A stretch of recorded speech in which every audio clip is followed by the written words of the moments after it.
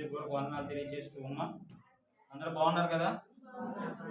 ఇప్పుడు వరకు కొంచెం కల్చరల్ యాక్టివిటీస్లో గేమ్సే మిస్ అయినాయి. నెక్స్ట్ టైం కూడా గేమ్స్ ప్లాన్ చేద్దాం. సరే, వాక్యంలోనికి వెళ్దాం. కీర్తన గ్రంథం 119వ అధ్యాయము. కీర్తన గ్రంథం 119వ అధ్యాయము 9వ వచనం. యవనస్తులు దేని చేత తమ నడతను శుద్ధిపరచుకొందురు? నీ వాక్యాన్ని బట్టి దానిని జాగ్రత్తగా చూచుకొనుట చేతనే కదా. వినండి దయచేసి. యవనస్తులు రెండు క్వశ్చన్లు ఉన్నాయి ఇక్కడ. యవనస్తులు దేని చేత తమ నడతను శుద్ధి చేసుకుంటారు? వినండి. యవనస్తులు దేని చేత తమ నడతను శుద్ధి చేసుకుంటారు? మీకు ఏమైనా తెలుసా? ఆన్సర్ కూడా అక్కడే ఉంది. వాక్యము చేత నడతను శుద్ధి చేసుకోవచ్చు. హల్లెలూయా. దేని చేత మనం శుద్ధి చేసుకోగలం? అంట్లు దేని చేత శుద్ధి చేస్తారు? విమ్ము సబ్బు, బూడిదో, వాటి ద్వారా శుద్ధి చేస్తారు. బట్టలను దేని ద్వారా శుద్ధి చేస్తారు? వంటకేసి పాత్రం ద్వారా సబ్బు రాయటము, సరుకుల ద్వారాను శుద్ధి అవుతుంది. ఇప్పుడు మన నడవడిక, మన ప్రవర్తన, మన పాత జీవితము, పాప జీవితము దేని ద్వారా శుద్ధి చేయబడుతుంది అంటే దేవుని వాక్యమును మన హృదయంలో ఉంచుకోవడం ద్వారా. హల్లెలూయా. ఎవరి హృదయాల్లోనైతే దేవుని వాక్యము ప్రతిష్ఠించుకుంటారో వారు దినదినము శుద్ధి చేయబడతారు. హల్లెలూయా. దేవుని వాక్యం ఒకటే ఉంటే సరిపోతుందా అంటే సరిపోదు. వాక్యము ద్వారా, వాక్యమును పట్టుకొని ప్రార్థన చేయడం ద్వారా శుద్ధి చేయబడతాం.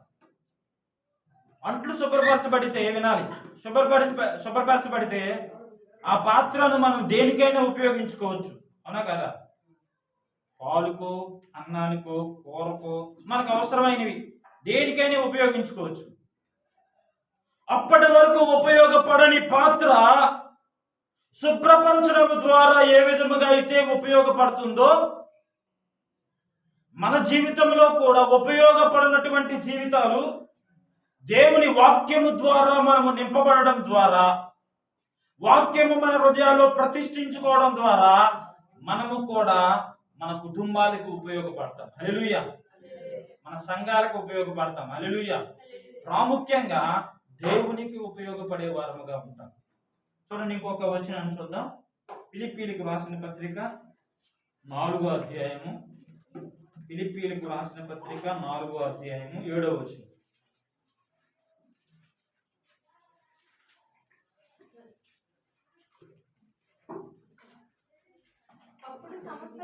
అప్పుడు సమస్త జ్ఞానమునకు మించిన దేవుని సమాధానం. హల్లెలూయా. హల్లెలూయా. ఏంటి సమస్త జ్ఞానానికి మించినది? వినాలి. జ్ఞానాన్నంతటి కంటే, ఎవరైనా మనం చేయలేనటువంటి పని చేశారు, ఫస్ట్ ర్యాంక్ వచ్చింది అనుకో, అందరూ ఆ వ్యక్తిని పొగుడుతున్నారు అనుకోండి, ఏం చేస్తాం? నేను కూడా ఆ స్థానంలో ఉంటే బాగుండేది. ఎవరైనా ఏదైనా సాహస క్రియలు చేస్తున్నారు అనుకో, నేను కూడా అలా చేస్తే బాగుంటుంది. ఎందుకంటే ఫేమ్ కోసం మనుషుల ఎదుట గణపరచబడాలని ప్రయత్నిస్తూ ఉంటారు. మనుషుల జ్ఞానానికి, సమస్తమైన జ్ఞానాన్ని అంతటి కంటే మించినది ఏంటిది అంటే దేవుని సమాధానం. హల్లెలూయా. జ్ఞానము. యేసుక్రీస్తే జ్ఞానమై ఉన్నాడు. ఈ లోక జ్ఞానాన్ని అంతటి కంటే యేసుక్రీస్తు వారి సమాధానమే మన హృదయాలకు, మన తలంపాలకు కావలి కాస్తుంది. ఇలానే ఒక అమ్మాయి ఒక అబ్బాయిని ప్రేమించింది. ప్రేమించిన తర్వాత ఎలా? ఫోన్లో పరిచయం అయ్యి. వినాలి కొద్ది నిమిషాలు. 1:30 కల్లా, ఎట్టి పరిస్థితుల్లో 1:30 కల్లా మనం లంచ్కి వెళ్ళిపోతాం. Time to time. కొంచెం ఇబ్బందిగా ఉంది, ఏదో ఒకటి చేయండి, పర్వాలేదు, కొద్ది నిమిషాలు. అయితే ఫోన్లో పరిచయం అయ్యాడు. చాలా చక్కగా మాట్లాడుకుంటున్నారు ఇద్దరు. మాట కలిసిపోయింది. వారి ఇరువురు ఒక మాట మీదకి వచ్చారు. ఏమనంటే, అమ్మాయి మనము ఈరోజు కలుసుకుందాం అలాంటి ప్రదేశం. నేను నీతో మాట్లాడాలి, అమ్మాయి కూడా నేను నీతో మాట్లాడాలి. ఇద్దరు ప్రేమించుకుంటున్నారు. చాలా నాళ్ళుగా వాళ్ళు ఈ ప్రేమ నడుస్తూనే ఉంది.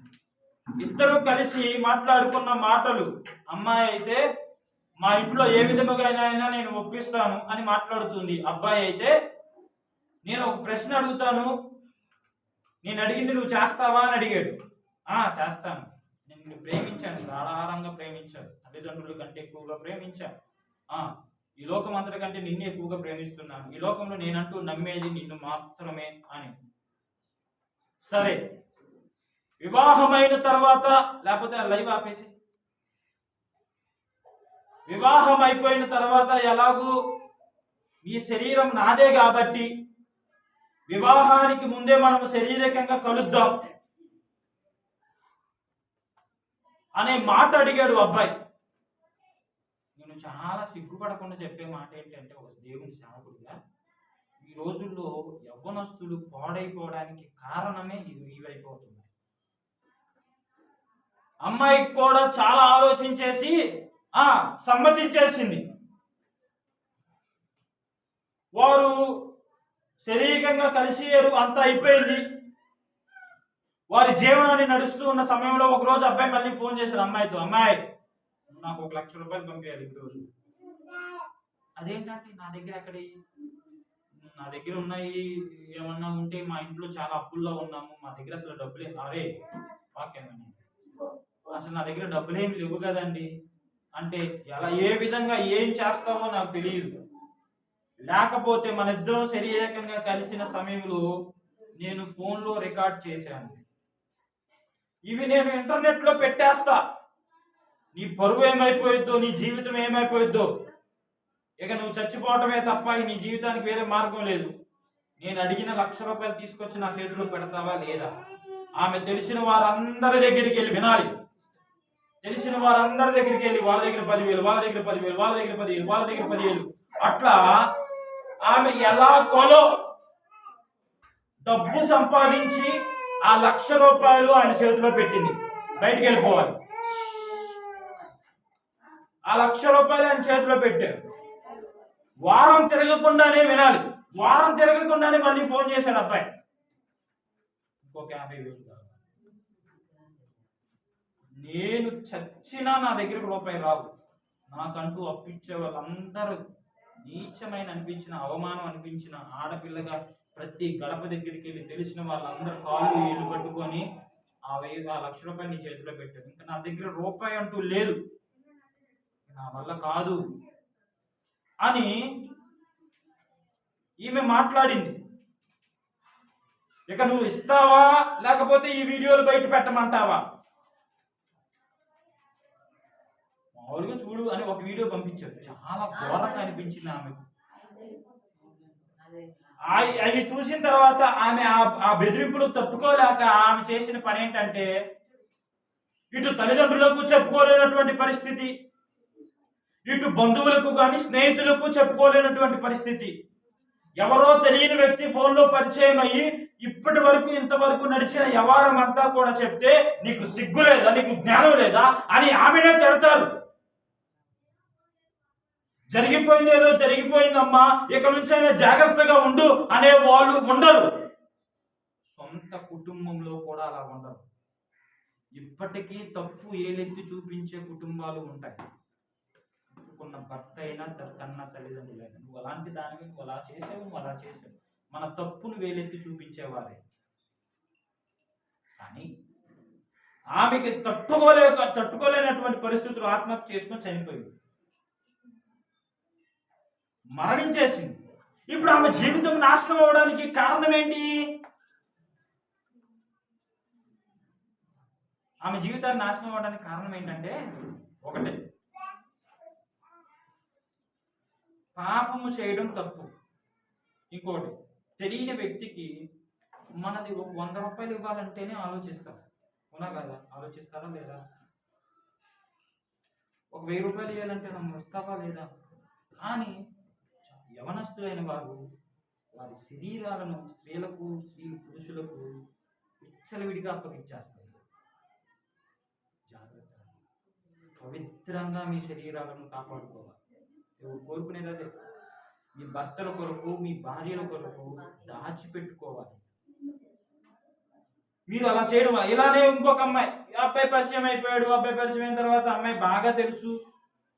ఇక అమ్మాయి అన్నది కదా, అబ్బాయి అన్నాడు కదా, నేను గిఫ్ట్ అడుగుతా ఇస్తావా అని అన్నాడు. ఇస్తాను. ఏంటి? మీ శరీరాన్ని గిఫ్ట్ అడుగుతున్నాను అన్నాడు.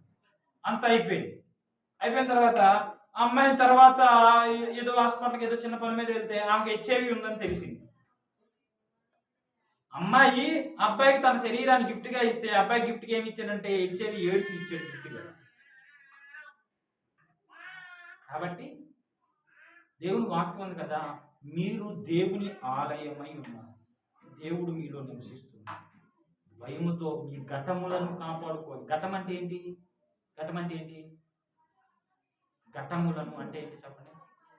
శరీరాన్ని కాపాడు. హల్లెలూయా. వాక్యంలోకి వెళ్దాం. ఇది చూడండి, విలాప వాక్యములు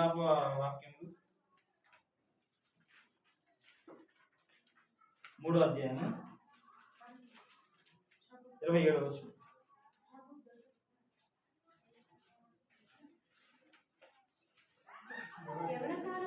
యవనకాలమున కాడి మోయుట నరునికి మేలు, అతని మీద దానిని మోపినవాడు యెహోవాయే. హల్లెలూయా. యవనకాలమున కాడి మోయుట మేలు. ఏంటి ఆ కాడి? ఎవరు మోపారు ఆ కాడిని? అసలు మనం మొయ్యాల్సిన బాధ్యత, భారం మనలో ఉందా? యవన ప్రాయంలోకి అడుగు పెడుతున్నామంటే మనకు వచ్చే ఆలోచనలు ఏంటంటే స్వేచ్ఛను కోరుకుంటాం, విడుదలను కోరుకుంటాం. ఎవరు ఏది అభ్యంతరాలు పెట్టినా కానీ తట్టుకోలేము. ఏంటి? నాకంటూ ఇష్టాలు లేవా? వినాలి. నాకంటూ కోరికలు ఉండవా? నా ఇష్టాన్ని మీరు నెరవేర్చరా? బట్టలు కొనడానికి మీ అమ్మ మీరు వెళ్ళారనుకో, ఏం చేస్తారు మీరు? మమ్మీ నీకు నచ్చింది తీసుకో, నీకు నచ్చిందే నాకు నచ్చింది అని అంటారు ఎవరన్నా? ఏం చూస్తారు? బాగా గుర్తు, నేను 7వ తరగతిలోనే, అమ్మా నీకు తెలియదు నేనే తీసుకుంటా అన్నా. నేనే 7వ తరగతిలోనే. అప్పుడే నాకు ఉంగరం చేయించింది. ఉంగరం చేయించిన తర్వాత బట్టలు కొందామని తీసుకెళ్ళింది. బాగా గుర్తు. వెళ్ళిన తర్వాత అమ్మ నేను తీసుకుంటా నాకు అన్న. అంటే పెద్ద అయ్యే కొద్ది ఏం కోరుకుంటాం మనం? స్వేచ్ఛను కోరుకుంటాం. స్వేచ్ఛగా ఉండడం తప్పు కాదు, స్వేచ్ఛను దుర్వినియోగం చేసుకోవడం తప్పు. ఏంటి అసలు ఈ కాడి? రక్షింపబడిన వారి మీద ఏం కాడి ఉంది అంటే క్రీస్తును పరిచయం చేయాలి. హల్లెలూయా. ఎందుకు ఈ భారం కలిగి ఈ చెమటలో ఇంత నడవాల్సిన, వాక్యం చెప్పాల్సిన బాధ్యత ఏంటి? మనం ఇలా కూర్చోవాల్సింది ఏంటంటే దేవుని వాక్యం ఎడల శ్రద్ధ. నేను చాలా మెచ్చుకుంటాను. యవ్వన కాలంలో కాడి మోయాలి. క్రీస్తును మనం అనేక మందికి పరిచయం చేయాలి. బైబిల్ మోయమంటేనే మన వాళ్ళు ఏం చేస్తారు? సిగ్గుపడతా ఉంటారు. కొంతమంది ఫోన్లు పట్టుకొని వస్తారు మందిరాలకి. బైబిల్ పట్టుకోవడం ఏంటి? పనిచేసేవాడికి టాపీ లేకుండా వెళ్తాడా? ఎందుకని వెళ్ళడు? ఆడికి వెళ్ళిన తర్వాత ఖాళీ కూర్చోవడం వాడి పని. టాపీ లేకపోతే జీతం ఇస్తారా? పని చేయకపోతే మరి పాదంకి వచ్చేవాడు బైబిల్ లేకపోతే అయ్యారు ఏమంటారుగా? దేవుడు కూడా ఇప్పుడే ఏమంటాయా? వాడికి కూర్చొని వెళ్ళిపోతాం. బైబిల్ మనం తీసుకుంటాం. కుటుంబ బాధ్యతలు మనం ఎరిగి ఉండాలి. కుటుంబపు భారములు మనం ఎరిగి ఉండాలి. మనం ఒక అడుగు వేస్తూ ఉన్నప్పుడు యవన కాలంలో చాలా జాగ్రత్తగా అడుగులు వేసే వారముగా ఉండాలి. మన తల్లిదండ్రుల పరిస్థితి ఎలా ఉంది? వారు ఏ స్థితిలో ఉండి మనల్ని ఈ స్థితిలోనికి నడిపించారు? ఏ స్థితిలో ఉండి? వారి స్థితిని చూస్తే అసలు మనం ఈ చదువులు చదువుకోవడానికి యోగ్యులమే కాదు. అవునా కాదా? మా అమ్మ పనికి వెళ్తే భర్త లేడు, నాకు తండ్రి లేడు, ఒక్క ఆడ మనిషి. నన్ను కూడా పనికి తీసుకెళ్తే ఏమైపోయింది ఆమెకే? అప్పుడు ఈ కాలంలోనైతే తిండికి కొదువు లేదు, కానీ ఆ కాలంలో తింటే చాలు అన్నట్టుగా ఉండేది. ఒక్క ముద్ద గొంతులో కడుపులోకి వెళ్తే చాలు అనుకునేవాళ్ళు. ఈ కాలంలో తిండికి ఏం కొదువు లేదు. అయితే వినండి, నన్ను కూడా అయ్యో సరే అబ్బాయి నువ్వు కూడా పనికి బా అని పనికి తీసుకెళ్తే ఏమైపోయేది? డబ్బులు వచ్చాయిగా. కానీ ఎందుకని చదివించారు? మీ తల్లిదండ్రులు పనికి వెళ్ళేవారైనా కాదా? ఎందుకని మిమ్మల్ని చదివిస్తున్నారు? స్థితికి మించి ఎక్కువగా ఎందుకు చదివిస్తూ ఉన్నారు తెలుసా? చెప్పనా? మేమున్న స్థితిలో వాళ్ళు ఉండకూడదు, మాకంటే అత్యధికమైన స్థానంలోనే వాళ్ళు ఉండాలి అని కోరుకుంటున్నాను. వారి భారము మీ మీద మోపబడి, హల్లెలూయా. వారి బాధ్యత మన మీద మోపబడి ఉంది, హల్లెలూయా. వారి భారమును బాధ్యతను మనం తీసుకునే వారముగా ఉండాలి. అయితే చూడండి, మత్తయి 11వ అధ్యాయంలో వచ్చిన మత్తయి సువార్త 11వ అధ్యాయం 28వ వచనం. నేను త్వరగా ముగించేస్తాను. భారం మోపింది ఎవరు? భారం మోపింది ఎవరని విన్నాము విలాప వాక్యాల్లో. దేవుడే భారం మోపాడు. ఎవరు? చెప్పండి చెప్పండి అందరూ. హల్లెలూయా, హల్లెలూయా. భారం మోపింది దేవుడే. కానీ ఇప్పుడు దేవుడే పిలుస్తున్నాడు, ప్రయాసపడి భారం మోసుకొంచున్న సమస్త జనులారా. ఏ ప్రయాసతో భారాలు మోస్తూ ఉన్నారు? ఏ ప్రయాస పడుతూ ఉన్నారు? ఏ భారము కలిగి ఉన్నారో అది మీకే తెలుసు.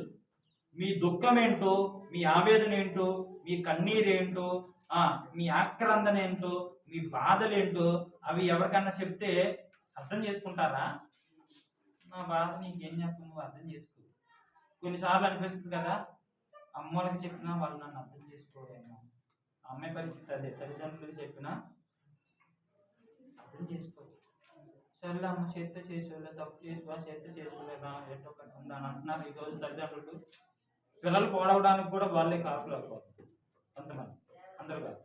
అయితే ప్రయాసపడి భారం మోసుకొనిచున్న సమస్త జనులారా, ఏ భారమైనా ఉండనివ్వండి, పాప భారాన్ని తొలగిస్తాడు ఆయన, హల్లెలూయా. వ్యాధి భారాన్ని తొలగిస్తాడు ఆయన, హల్లెలూయా. ఏ రుగ్మతలైనా, ఏ పాపమైనా, ఏ వ్యాధులైనా, ఏ కష్టమైనా, ఏ ఇబ్బందులైనా, ఏ ఇరుకులైనా ఆయన మాత్రమే భారమును దించగలిగిన దేవుడు, హల్లెలూయా. ఆయన మీద ఆధారపడినట్లయితే, అందుకే మన భారము ఆయన మీద మోపండి అని అడుగుతుంది. మీకు 4 విషయాలు చెప్పేసి ఇంకా ఉండలే కానీ వివరించడం చాలా సమయం అయిపోయింది. యవనస్తుడు ఎదుర్కొనే 4 విషయాలు నేను ఎక్కువగా, వినండి జాగ్రత్తగా, 4 విషయాలను నేను ఎక్కువగా గమనించాను. ఒకటేంటంటే చింత. వినండి వినండి వినండి, ఇటు చూడండి ఒకసారి. ఒకటేంటంటే చింత, ఆందోళన. ఏంటిది? చింత పడుతూ ఉంటారు. కొంతమంది ఫోన్ల కోసం చింతపడతారు, నా ఫోన్ లేదు ఎట్లా. కొంతమంది బిర్యానీ కోసం చింతపడతారు, ఫ్రైడ్ రైస్లు, నూడిల్స్, మ్యాగీల కొరకు చింతపడుతూ ఉంటారు, ఈరోజు బిర్యానీ తినలేదు. కొంతమంది చికెన్ కోసం, ఈరోజు చికెన్ తినలేదు అని చింతపడుతుంటారు. నాకు నేను చెప్పిన పని చెయ్యి. సమయం ఇంకా 20 నిమిషాలు ఉంది, 20 నిమిషాల్లో ముగించేస్తాను. 1:30 అనుకున్నా, 1:30 కల్లా వెళ్ళిపోతాం. సరే వినండి. అయితే చింతను ఎలా ఎదిరించగలం, చింతను ఎలా ఛేదించగలం మీరు చెప్పండి. మీకున్న ఆలోచన ప్రకారం చింతను ఎలా ఛేదించగలం? అది పెట్టే ముందు అది పెట్టుకోవాలి, వీడియో సాంగ్స్ పెట్టుకుని చింతను ఎలా ఛేదించగలం మనం? ఒకటి దేవుని మీద ఆధారపడడం, ఇంకా దేవుని వాక్యంను బట్టి, ఇంకా వాక్య ప్రకారం కాకుండా మనకున్న జ్ఞానంతో చెప్పాలి. పాజిటివ్ థింకింగ్ ద్వారా ఆందోళన. కాకపోతే కోరుకున్నది చెయ్యకపోతే పిలిచేటైనా ఒక నిమిషం